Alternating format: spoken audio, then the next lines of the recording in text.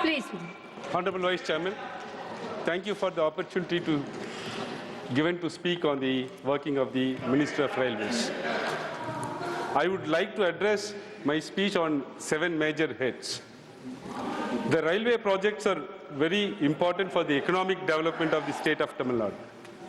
The government of Tamil Nadu is for a very long time urging the union government to give and release funds and to expedite 4 or 5 projects.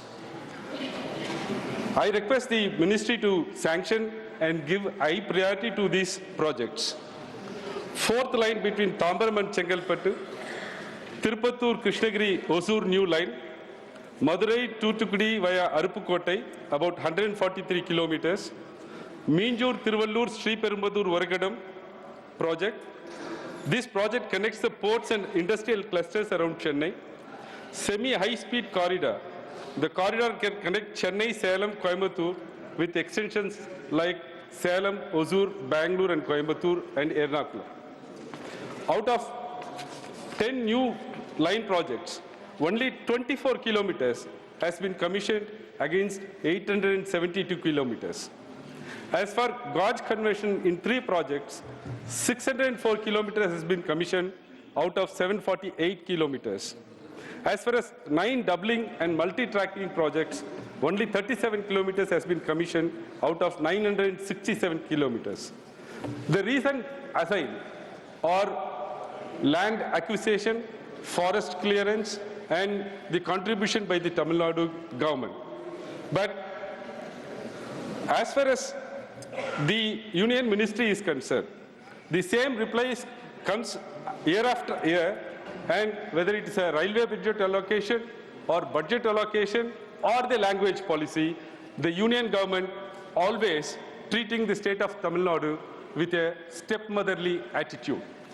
Because the people of Tamil Nadu have not chosen to vote BJP, the Union government shall not adopt this attitude. Our patriotism is no less than anybody else.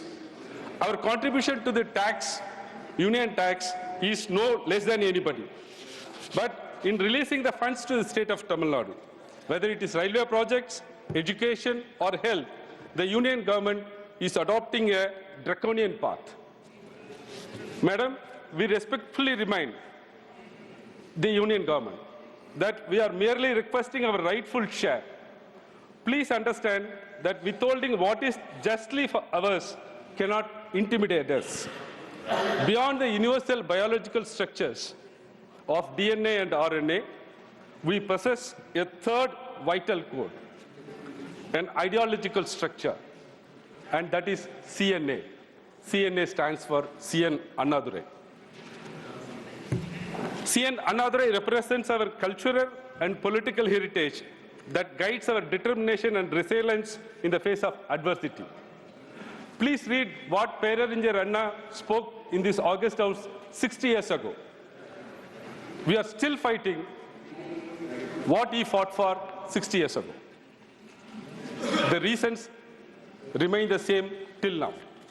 So I request the union government, the railway ministry, to immediately execute the projects what I have listed. The second major issue of the railways is privatization. After BJP government came to power, in 2015, when Niti Aayog committee proposed 2-decade vision to privatize major segments of India's extensive railway network. Since then, this BJP government has implemented various privatization measures through multiple approaches. Workforce restructuring, contractualization and outsourcing have dramatically reduced the workforce from approximately 3.5 million workers to around 1 million. You have reduced 2 million employment in railway. Corporatization is another issue. Production units are being corporatized with operations like ticketing, catering are now managed by IRCTC and another company, and slowly it can be given in a platter to any other private company. Station redevelopment. The government has targeted approximately 400 stations for privatization under the banner of redevelopment to match global standards, though progress has been limited. Private train operations. Select trains like Tejas have been handed over to private operators, with the plans to gradually transition railway tracks to corporate management. The case of integral coach factories is still worse. The integral coach factory in Chennai presents a particularly concerning example of this privatization. Despite being one of India's most successful production unit and the indigenous manufacture of Vande Bharat trains, ICF is now being marginalized in favor of multinational corporations. ICF produced Vande Bharat trains at a cost of only 70 crore per train, while the international market price is estimated at the rate of 200 crores. Yet the government has awarded contracts to MNCs at the rate of 120 crore per train, which is 50 crore more than ICF's production cost.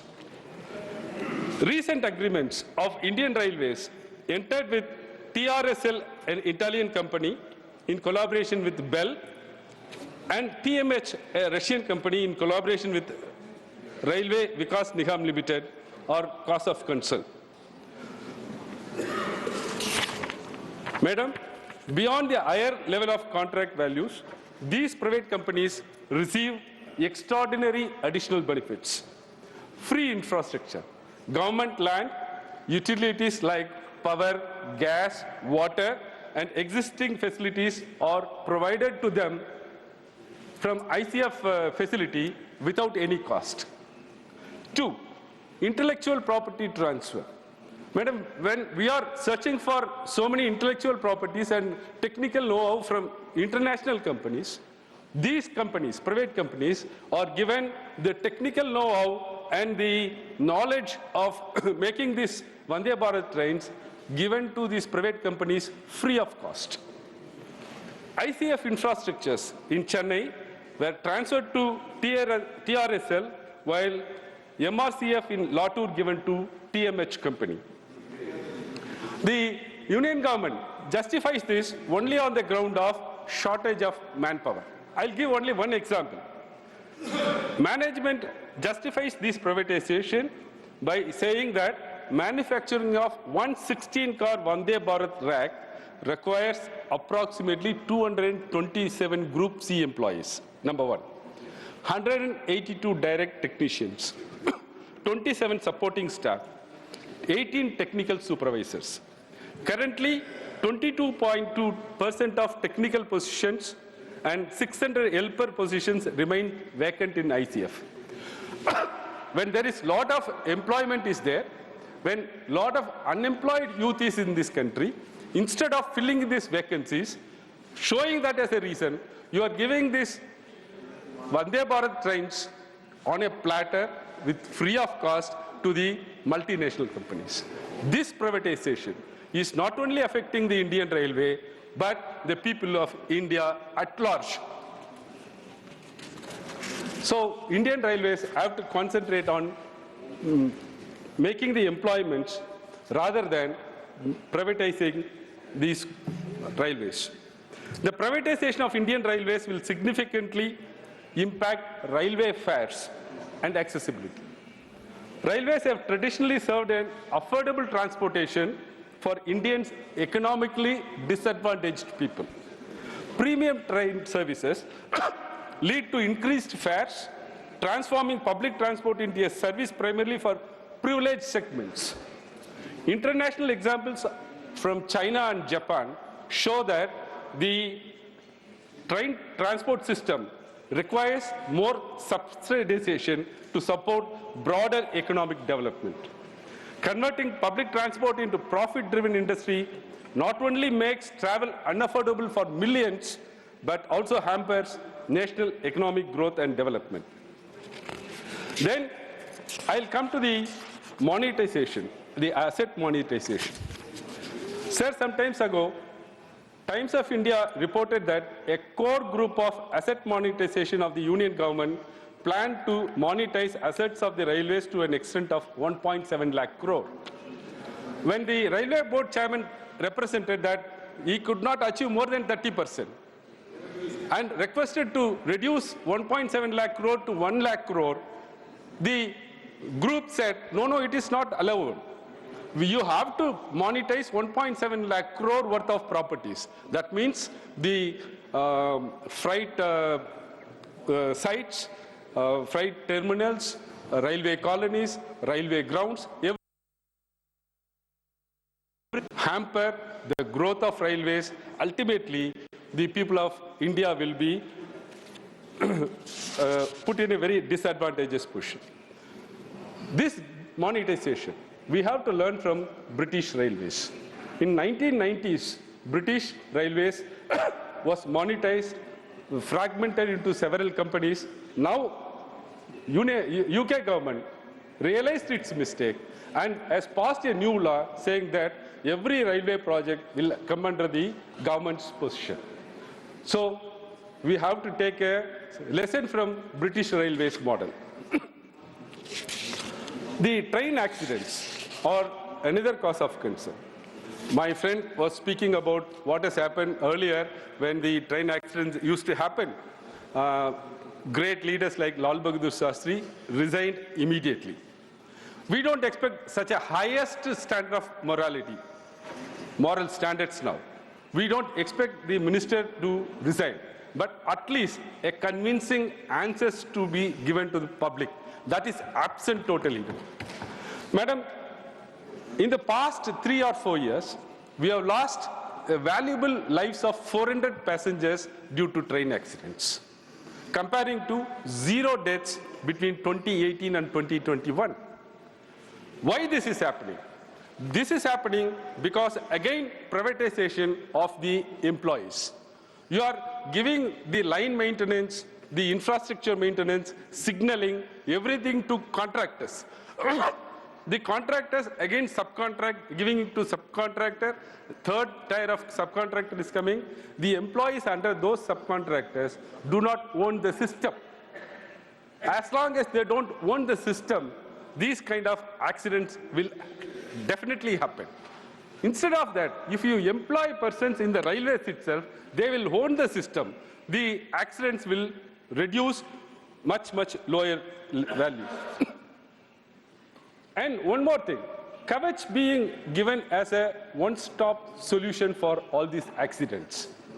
Though it's a very modern technology, the Kavach cannot stop accidents in case of derailments. Kavach can only stop in the case of dangerous signaling or head-on collision or end-to-head-on collision.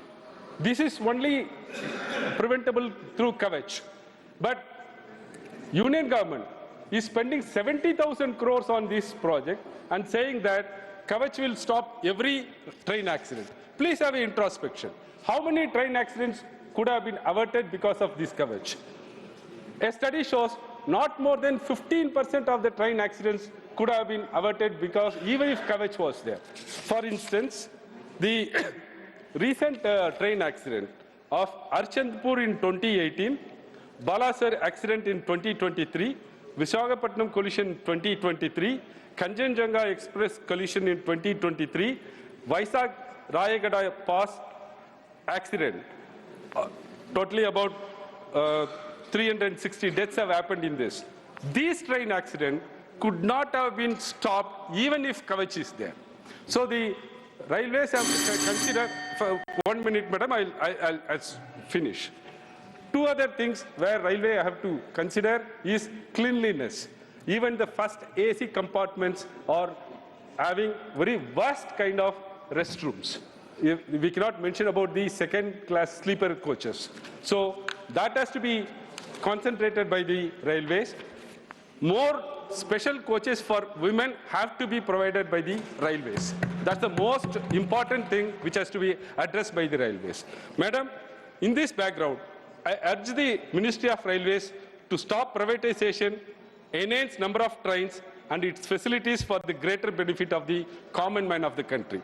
I also urge the Ministry to realize that the Southern Railways is part of Indian Railways, and please don't neglect the South. Thank you.